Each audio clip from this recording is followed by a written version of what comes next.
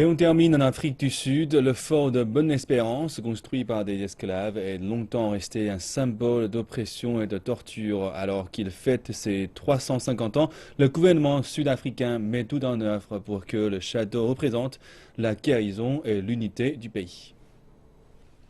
Le château de Bonne-Espérance est le plus vieil édifice d'Afrique du Sud.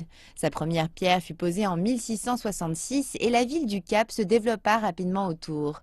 C'est la Compagnie néerlandaise des Indes orientales qui a construit ce fort. En 1666, ils ont commencé à construire le fort pour en faire une escale sur la route des épices, où les navires en provenance de l'ouest et se dirigeant vers l'est se ravitailleraient en eau et en viande fraîche.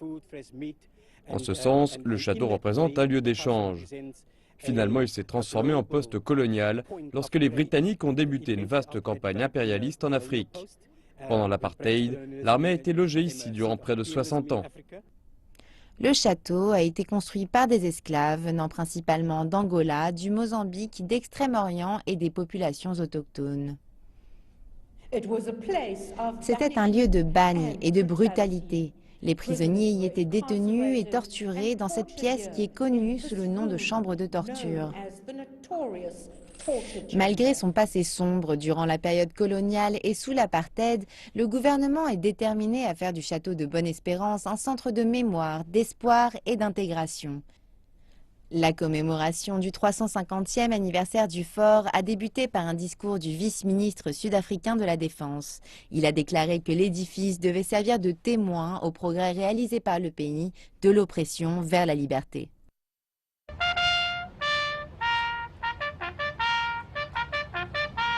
Nous souhaitons passer d'un lieu de souffrance, de douleur et d'exclusion à un endroit qui symbolise la guérison, l'unité et la construction de notre nation. Bonjour, bonjour, excellente année à vous.